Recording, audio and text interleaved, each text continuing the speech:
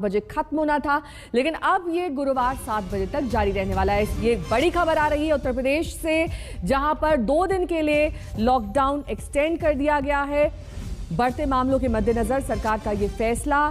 सुबह 7 बजे तक यूपी में लॉकडाउन है। पहले शुरुआत तो सिर्फ वीकेंड लॉकडाउन से हुई थी उत्तर प्रदेश में, लेकिन उसके बाद वीकडेज में भी इस लॉकडाउन को जारी रखा गया। अब एक बार फिर से 2 दिन के लिए लॉकडाउन बढ़ा दिया गया है।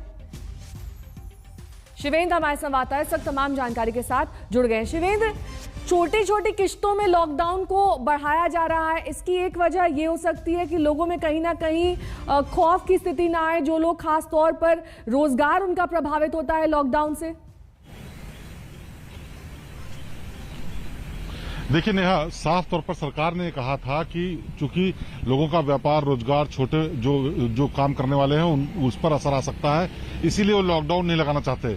लेकिन स्थितियां कितनी खराब हो चुकी हैं, जिसकी वजह से पहले वीकेंड लॉकडाउन, फिर वीकेंड लॉकडाउन को एक्सटेंड किया गया और अब 2 दिन के लिए और, यानी 6 तारीख की सुबह 7 बजे तक, शुक्रवार जो बृहस्पतिवार है उसकी सुबह 7 बजे तक की ये लॉकडाउन बढ़ाया गया है। और उसके बाद सिर्फ एक दिन ऐसा मिलेगा जिस दिन लॉकडाउन नहीं है, फिर से फ्राइडे शुरू हो जाएगा। यानी नाम के तौर पर कि सिर्फ एक दिन बचा हुआ है जिस दिन लॉकडाउन नहीं है।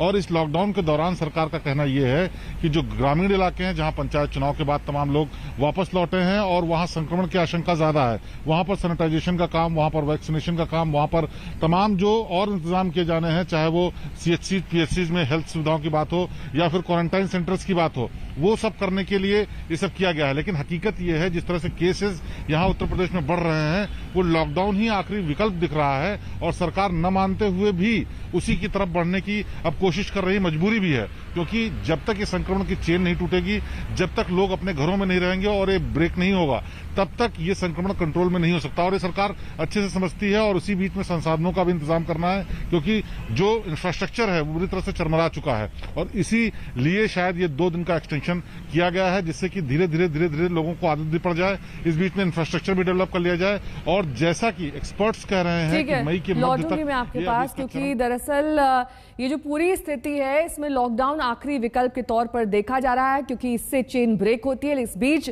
दिल्ली से एक बड़ी खबर आ रही है। दिल्ली के उप मुख्यमंत्री मनीष सिसोदिया ने रक्षा मंत्री राजनाथ सिंह को पत्र लिखा है। खबरों के मुताबिक कोरोना महामारी से निपटने के लिए दिल्ली सरकार ने आर्मी की मदद मांगी है, जिसका जिक्र अब से कुछ ही देर पहले मनीष सिसोदिया ने खुद किया था। उन्होंने कहा था कि डीआरडीओ ने मदद की है। उन्होंने राजनाथ सिंह को भेजी चिट्ठी में यह कहा कि जितना संभव हो सके उतने ऑक्सीजन टैंकर दिल्ली को उपलब्ध कराएं। इस बात का भी जिक्र अब से कुछ ही देर पहले मनीष सिसोदिया ने किया, जब उन्होंने कहा कि ऑक्सीजन सप्लाई भी सुनिश्चित करनी है और ऑक्सीजन कैसे एक जगह से दूसरी जगह तक जाएगी, इसको भी जल्द से जल्द सुदृढ़ करना है। हमने सबसे मदद मांगी है। हम तो क्योंकि हमें अभी ऑक्सीजन को लेकर काफ़ी समस्या हो रही है, तो हमने ऑक्सीजन सप्लाई करने के लिए सेना के पास अगर ट्रक हैं, हमने उनसे भी कहा है। डीआरडीओ के पहले से ही 500 बेड्स का सेंटर यहाँ पे चल रहा है। ऐसे सेंटर्स अगर और चल सकें तो और अच्छा होगा। लेकिन ऑक्सीजन लाने ले जाने के लिए इस समय हमें बहुत मदद की ज़रूरत है। और अगर जहाँ से भी, जिस सोर्स से भी मदद हो सकती है, प्राइवेट सेक्टर से, सोशल सेक्टर से, central government, different wings of central government, सबसे मांग रहे हैं। और अब आपको दिखाते हैं बंगाल में टीएमसी